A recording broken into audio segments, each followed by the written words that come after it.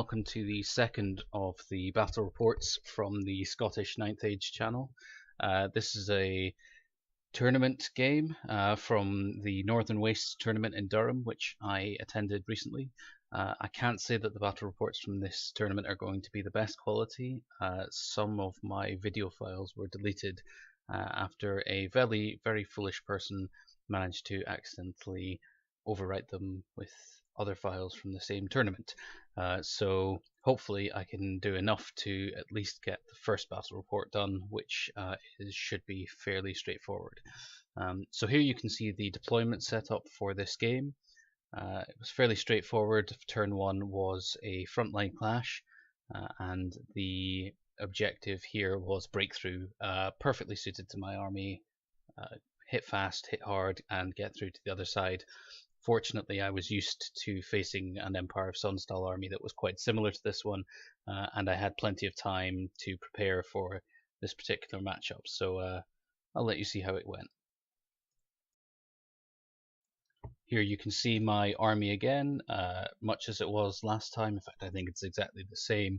The Murder Duke, who is my specialist character killer, supported by Knights Aspirant, Knights of the Realm, Knights of the Grail, and then some Pegasus Knights to do the fast work, Trebuchet to do trouble some of those big troop blocks, Peasant Crusaders to stand and take punishment, a couple of scoring units of Peasant Bowmen, which were probably a bit underused, Castellan to give a bit of punch to the Peasant Crusaders, and a big block of Peasant Levy. Moving on, here is my opponent's army. So he's gone for the Prelate on the altar, not surprised there for an Empire army. Two big blocks of heavy infantry, one with spears and I believe one with halberds. They were doing some big holding work in the middle. The Imperial Guard, which are tough and can really grind things down, but they have been equipped with sword and board, these ones, so they'll survive, but I'm not sure it's particularly well suited to my army, where he might have wanted to have the punch of great weapons, which last time I faced the Imperial Guard really took the Peasant Crusaders to bits. Then he's got 3 Knights of the Sun Griffin, Knightly Order, State Militia, Cannon, another Prelate, Wizard, a Marshal, and a unit of Writers. Writers I've found to be some of the absolute best chaff, light, mobile troops in the game. They really cause some troubles for my heavily armoured but expensive troops. But fortunately, as I said, I've faced a list like this before, so I knew my plan was to control the flanks, get round the sides, hopefully take out that Prelate on the altar, who is the general, and then basically try and hit the big blocks of troops from the flanks, and yeah, should be able to claim the objective. Deployment here, and you can see that well, this was much as I expected. We did a bit of back and forth, but I believe he dropped most of his army in one go, looking to take first turn. On a breakthrough game, I was not too unhappy to let him have that one more turn of shooting, but in the meantime, hopefully I could do some retribution. The Knightly Order on the left flank, fronted by the Writers, and then on the right flank the Knights of the Sun Griffin. So my plan here was to put 2 cavalry units for each of his 1 hard-hitting cavalry units. So on the right I put the Knights of the Realm and the Knights Aspirant. Both of them should be able to hit at a longer effective distance than the chickens, with their movement 7 versus my Knights 8, so that was my plan there. On the left I was hoping to tempt him forward and then use the Knights of the Grail and the Pegasus Knights. Either hitting into the Knightly Order would trouble them, the Knights of the Grail would probably finish them, but hopefully even the Pegasus Knights would hold them up, and potentially that would take care of the flanks. The middle was really a case of holding for support to come in other directions, and my Murder Duke was nicely hidden behind a piece of impassable terrain, because although he can take 1 cannon to the face, once he does he loses quite a bit of its effectiveness, so rather avoid that if I can. Turn 1 for Empire Sunstyle, and it was not a particularly mobile turn. The Reiters rushed forward and tried to take a few shots, didn't really do much, and the Knightly Order followed at a more sedate pace. Other than that, nothing really moved. My turn 1, and I started to move things forward. The archers took a few shots at the Reiters and tried to trim off their numbers, but sadly they passed their panic test, so I had to move in the Pegasus Knights. The Pegasus Knights tried to charge and failed. I think it was about 17 inches. I was hoping I would manage it, but sadly not. So they crashed into the woods a little bit. Meanwhile, the Knights of the Grail moved around to threaten their flank. Not really planning to charge into the Reiters from that direction, but I thought I'd harry them a little bit. The Murder Duke decided to jump forward a bit and find a new hiding spot. This time still well out of easy charge, but nicely positioned away from that cannon, but a little bit closer. And the Knights of the Realm and the Knights Aspirant both moved up, and this is really where I did well to begin with. I put them at an 18-inch charge. The Knights Aspirant were re-rolling failed charges, so that gave me 3 attempts to roll an 18, and provided one of them succeeded, I would be into the chickens and I would probably break them and take them out. I'd be surprised if I didn't. So that was the plan. It was working reasonably well. Only thing that went dramatically wrong this time was the trebuchet misfiring, and so it would be out of action until turn 3. Turn 2 for Empire of Sunstyle, and you can see the Reiters went straight into the face of the Knights of the Grail. I think this was a bit of an error by my opponent. I think he hadn't appreciated the new update to the overrun rules, and he thought there was a chance that my unit would simply end up in front of his knightly order, which wasn't going to be the case. So in this case, the Reiters came up, did a shot, took out one of my Knights of the Grail, but really set themselves in a position where they weren't going to be surviving for much longer. On the right hand flank, the Knights of the Sun Griffin shimmied back a couple of inches. He wasn't willing to take the risk to make that long charge, and to be honest, I was quite happy with that. I could push him back and keep holding up that flank and hopefully take things out on the left-hand flank. I was a bit concerned that I was going to struggle to get my Duke into a useful position, just where that hill was positioned and then the impassable terrain. I was just looking to get around somewhere where I didn't have to take a cannon shot to the face, so that's my concern at this point. Turn 2 for Aquitaine, and that's the Grail Knights making that charge into the Reiters. Didn't see them really posing much of a problem. The Pegasus Knights, having ended up in the woods, trotted out rather than taking any more dangerous terrain tests, and set themselves up with a long charge for the Knightly Order to make. Hopefully that will prove helpful. The Crusaders and Levy move up forward again. It's at this point, I think, is where I start to make a mistake with the bowmen.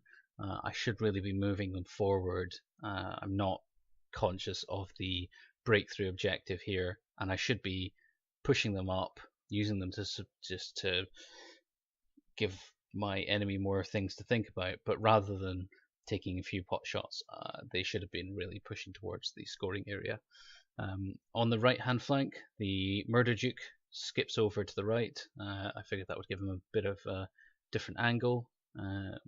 Unfortunately, that cannon is not going anywhere right now, but I can take the one hit, so at some point I've got to risk it. He has a job to do, and I can't touch those big blocks of troops while the altar is bumping out ward saves and stubborn and all the rest of whatever else it does. Knights of the Realm and Knights Aspirant moved up again, just putting that 18-inch charge in place. I know he doesn't want to take it. I know that I'm pushing him back, and I'm conscious that this is all in my favor at this point. I'm quite happy to let him spend time worrying about my charges. Turn 3 for the Empire of Sonstal, and we can see the Knightly Order take a shot, a long charge at the Pegasus Knights. It was a charge of 16 inches. I thought about running them away, but if I did, then they went through the bowmen, and there was a good chance that they could potentially end up off the table, and that was a bit of a concern for me. So I decided, nope, they'll stick it out, and it was the right decision. Knightly Order failed their charge and moved forward 6 inches, and that's pretty much perfect, exactly as I planned. The heavy infantry on the right are moving over to close that gap. They've realised that eventually that threat is just going to keep pushing forward. So back go the chickens this time again, a little bit further, just again keeping me away from the long charge that I was really hoping to get, but conscious that he was looking to avoid it. And I think that was everything. Cannon missed this turn, like shooting at the Pegasus Knights, so nothing to be had from that. Turn 3 for Equitane, and this is where mobility really starts to come into play. 2 charges into the Knightly Order, front charge from the Pegasus Knights, and a flank charge from the Knights of the Grail. They weren't short charges. I wasn't guaranteed that they would both get in, so I wanted to try them both just in case. Didn't want to leave the Knightly Order loose on my flank. Even one of them charging in should have done a reasonable amount, but with both getting in, I was pretty confident. Knights of the Realm had to move over a bit. I had sort of realised he wasn't going to let me get a free charge on his chickens. He'd really closed off that gap, and he was moving over to close it off further. And I made a big mistake with Knight's Aspirant here. I put them across thinking that I could get a decent line of sight through that gap and that I couldn't be charged. Yeah, you'll see what happened with that next. But the Duke found a nice little gap to move into out of any charge arcs, but setting himself up for the charge next turn. I know I'm exposing myself to a cannon, but no guts, no glory. You got to make it these things at some point. In the meantime, the Trebuchet managed to land a hit on the Imperial Guard. I haven't noted the damage here, but took out about 8 of them. And the archers tried to do a few more, but failed. So the Knightly Order combat, the Grail Knights do 6 wounds alone at strength 6 and do 5 wounds outright. That's brilliant. I love that. I love my Grail Knights. They know how to do the damage. The Pegasus Knights and the horses did a few more, so that only left a couple alive at the end of the combat. The Knightly Order fled, and I decided to reform both units. They were right next to the edge of the table. They were pretty much guaranteed to go off the table. So I wanted to turn around and start looking towards the rest of the battle. Turn 4 for the Empire of Sonstal, and it seems like someone turned the movement on for them. So their units are they're coming all over the place at me. The chickens, yeah, as you might have guessed, that's where that charge came in, and that was a painful one for me. The heavy infantry units both moved forwards, took over that hill. Meanwhile, the state militia turned to face my murder duke, and so did the prelate on the altar. And the Imperial Guard turned to face the threat from my Knights of the Grail and my Pegasus Knights. The Knights Aspirant, I thought about fleeing them, but given where the chickens were coming from and the angle and the edge of the table, the chances were they were just going to run. So I sort of thought maybe they'll hold, more likely they'll lose, but maybe they'll be able to outdistance the chickens on the flee. I dispelled the Silver Spike, which was the most important point in the magic phase that was cast on the Duke. But then, now that we were in combat range, some of the hexes and buffs started to be cast. So The transmutation to lead was cast on the Knights of the Realm, dropping any strength bonus from their weapons. I wasn't really planning on charging into the front of the heavy infantry blocks. They just wouldn't. I couldn't do enough damage. I would never break them, so that was really a non-starter for me. But he got the spell off, and he also set up a ward save, I think, on his Imperial Guard. So just keeping them tough to do anything about. The cannon took a shot at my Duke, but he misfired this turn. Hooray! So I didn't have to take him off the board. No, he wouldn't have killed him, but he could have put 2 or 3 wounds on him. That would have made it very difficult for me to do the job that he's there to do. So combat on the right hand flank. The chickens managed to kill 2 of the Knights Aspirant, who failed their fear test.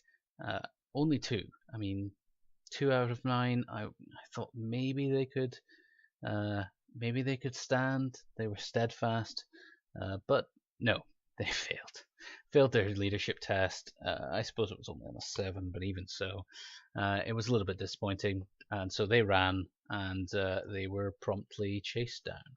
So no more Knights Aspirant.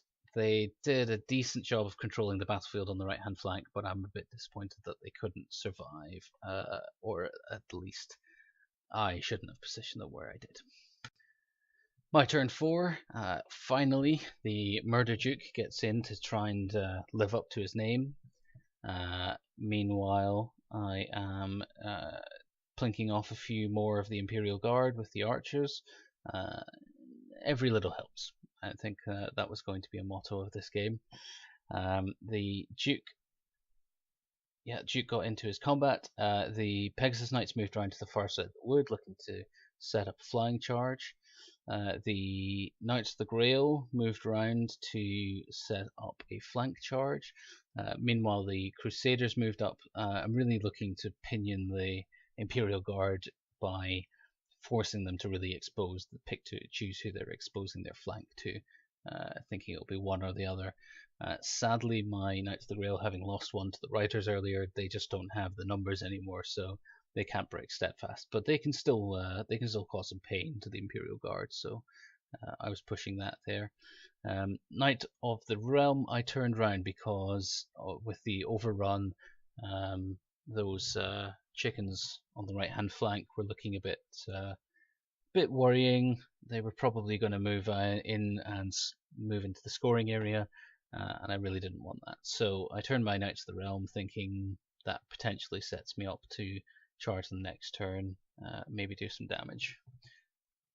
And then in combat, my Duke hit 4 times, wounded 4 times, no armor saves because he's using the Obsidian Sword.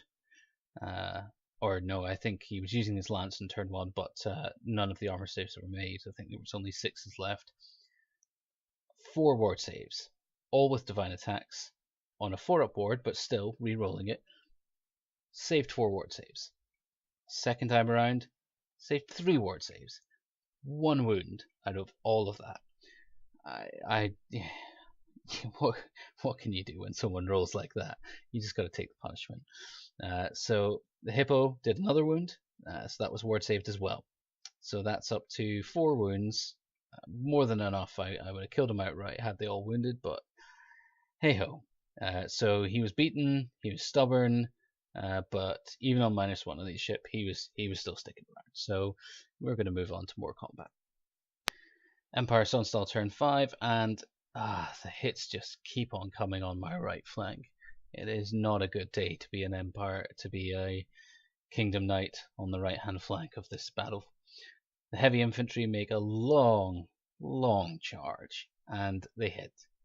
And it was the right thing to do. Of course, you've got to make those charges. If he hits, then he takes out my right flank completely. So he charges into my flank. The chickens turn round. They're looking to harry as well. Meanwhile, the Imperial Guard and the heavy infantry both set up charges, but they both fail. So maybe there's some justice in the world. So things aren't going quite so badly as they might have been. And that was his movement. 2 failed charges, and then into combat. The Knights of the Realm lost 2 again, another combat lost by 2. This time, though, there's a lot of static combat res counting in there against them. We've got many ranks and a flank and banner and all of the rest of that fun. So they're running away. And they didn't get chased down, which was nice, but that's my right flank has just disintegrated at this point. There's no saving it. So, into the challenge between my Murder Duke and the Prelate. 2 wounds done by the Duke, another one saved. That's 5 total for anyone who's counting.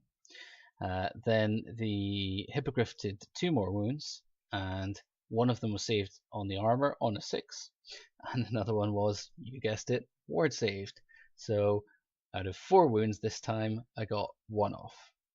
6 wounds on that ward save. That may be the most. That ward save may be the MVP for this game. My turn 5, and things are going reasonably well, I think, at this point. My Grail Knights make their charge into the flank. The Peasant Crusaders look to join them into the front of the Imperial Guard, and they fail their charge. I think they had to get a 10 in total. They probably rolled a 4 or 5 on 2 dice. It's not their finest hour. Meanwhile, the Knights of the Realm fail to rally, and they're off the board. Fantastic.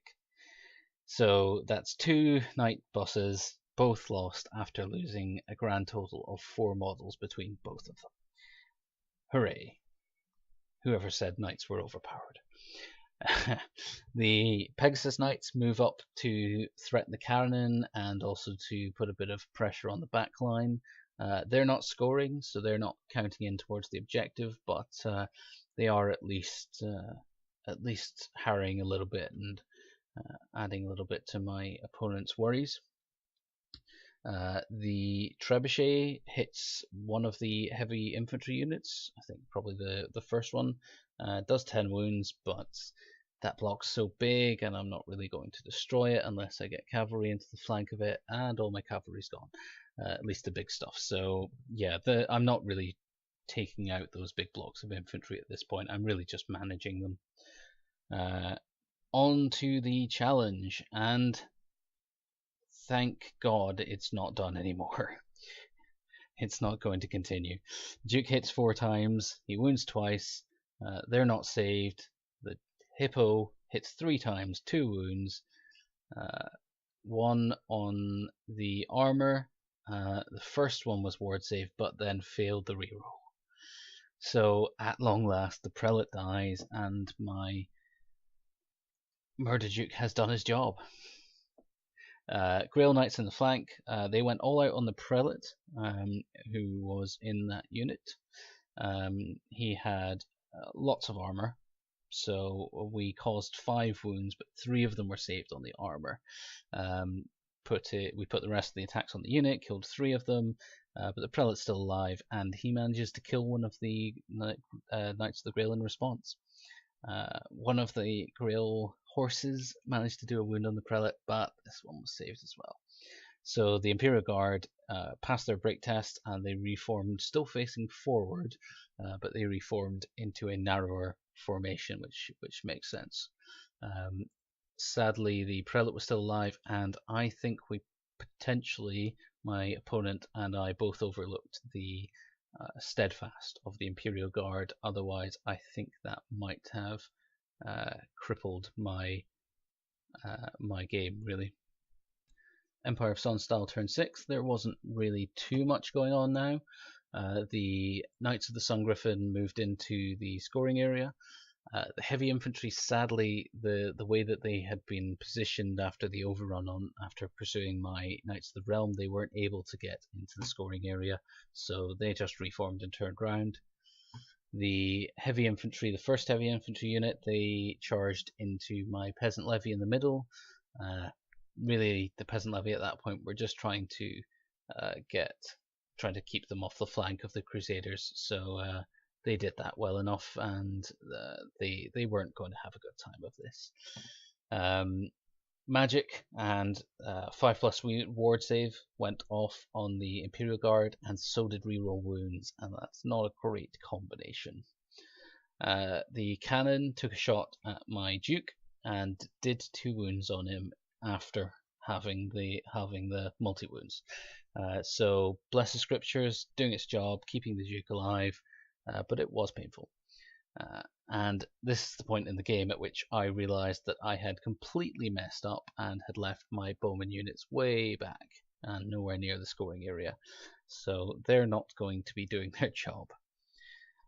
In combat, the peasant levy did more or less nothing. I think they did 1 wound, possibly. The the heavy infantry hit 10 times, did 9 wounds. I did a couple of armor saves, but they took off over a rank, wasn't steadfast, and they were running away. Definitely no chance of any other outcome from that one. Final turn for Equitaine, and this was really a case of mopping it up. The Crusaders made the charge this time into the Imperial Guard, as did the Pegasus Knights into the rear of the Imperial Guard. The Duke weighed up whether he was better off killing the cannon or killing the wizard. I think there was about 10 points in it, very little in it. So he went after the cannon, figuring that was the easy kill with the auto wounds.